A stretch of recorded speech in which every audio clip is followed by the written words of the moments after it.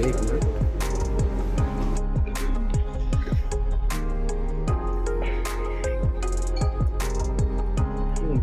एक ही साथ हो जाएगा ना। और थोड़ा क्लोज होइए और क्लोज करिए।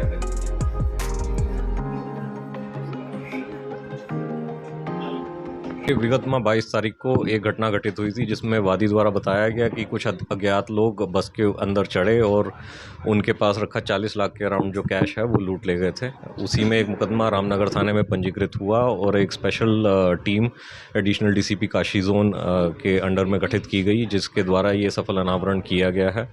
इसमें सीसीटीवी फुटेज और सीडीआर कॉल डिटेल रिकॉर्ड्स के बेसिस पे कुछ अभियुक्त के नाम प्रकाश में आए थे, जिसमें 2 अभियुक्त गिरफ्तार कर लिए गए हैं। एक सब इंस्पेक्टर हैं यहाँ पे जो पोस्टेड रहे हैं, उनकी भी भूमिका संदिग्ध आई है। लगातार पूछताछ जारी है। इसमें 3 और अभी अभियुक्त हैं जो फरार चल रहे हैं। अभी इनसे 8 लाख के अराउंड कैश बरामद हुआ है, 2 असले और कुछ जिंदा कारतूस इनसे बरामद हुए हैं।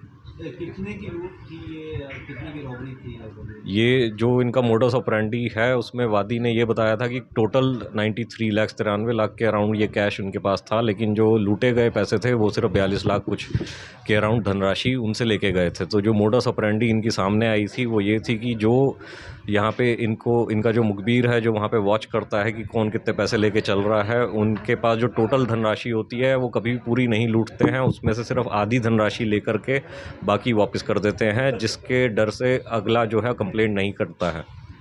इसमें जो पुलिस की भूमिका जो एक सस्पेक्ट के तौर पर या क्या क्लियर हो गई है, और कहाँ पे वो किस पोस्ट पे कहाँ पे तैनात थे, क्या भूमिका इस रॉबरी में रही? अभी ये सब इंस्पेक्टर यहाँ पे एक चौकी पे तैनात थे। अभी इनसे पूछताछ की जा रही है, जो भी हमारे पास एविडेंसेस आए हैं और विवेचना का, क्योंकि ये अभी विषय है और सरकारी कर्मचारी हैं ये। किस तरीके से बनाया गया था? बताया जा रहा है कि बकायदा चौकीदार जो है वो उसमें पूरी तरह से शामिल थे। कुछ तो सर आधार होगा उनको जांच में शामिल करने का या एज जो एविडेंस हमारे पास प्राप्त हुए हैं, क्योंकि अभी हमें माननीय न्यायालय में ये सबमिट करने होंगे, तो ये पब्लिक डोमेन में हम लोग नहीं दे सकते क्योंकि इंटरनल डिपार्टमेंटल ये एक इंक्वायरी का भी इशू है। लूट की पूरी साजिश कैसे रची गई थी, किस प्रकार? जैसा मैंने बताया, मोडस ऑपरेंडी ये रहता है कि इनका जो एक आदमी है वो मुखबिर बन के जहाँ पे भी जो व्यवसायी होते हैं उनको वॉच करता है कि कौन कितना कैश पर डे लेके जा रहा है, और उसी में ये लोग उसको किसी रास्ते में जाते वक्त पकड़ने की कोशिश करते हैं। उनसे फिर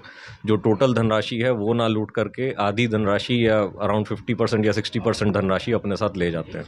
तो क्या बताते थे ये अपने आप को बताते हैं कि हम लोग क्राइम टीम है, हम लोग आपकी चेकिंग करने आए हैं, हमें संदिग्ध सूचना मिली है कि आप लोग कुछ अवैध चीज़ें लेकर जा रहे हैं। इनके पास 2 असले बरामद हुए हैं और कुछ जिंदा कारतूस बरामद हुए क्या हैं। वर्दी में यूनिफॉर्म में रहते हुए करते रहेंगे कि किस तरह से सिविल ड्रेस में ही अंजाम? इसकी अभी पूछताछ की जा रही है कि कहाँ कहाँ हमारे को फुटेज मिल पाएगा जहाँ पे ये वर्दी इन्होंने यूज़ करी है कि नहीं करी है। सर, प्राथमिक जांच में ये कुछ बातें सामने आ रही हैं कि ये लोग और भी घटनाओं को अंजाम दे चुके हैं, इस पर भी कार्रवाई होगी? क्योंकि इतिहास जो इनमें से एक अभियुक्त हैं उन पे जुवेनाइल एक्ट में 302 का मुकदमा चल चुका है, उसमें ये सजा याफ्ता थे, और दूसरा जो है उनके ऊपर 363-66 का भी मुकदमा रहा है।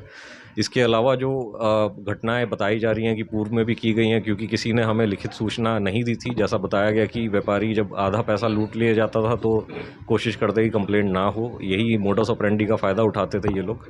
इसलिए हम लोग अभी इसमें जाँच कर रहे हैं कि कहाँ कहाँ ये घटनाएँ की गई हैं अदर। इंस्पेक्टर साहब हैं, उनके बारे में थोड़ा डिटेल, क्या नाम है, कहाँ पे पोस्ट करते हैं, कुछ वो आपको जो प्रेस नोट प्रदान किया गया है उसके अंदर पूरी जानकारी है जहाँ जहाँ ये रहे हैं। भूमिका सर कुछ क्या रही होगी कुछ? लगातार ये टच में थे घटना के दिन और उससे पूर्व में भी, यही अभी जानकारी आई है, और बाकी जो विवेचना में हमारे पास आएंगे संज्ञान में तथ्य, उस पर कार्रवाई की जाएगी।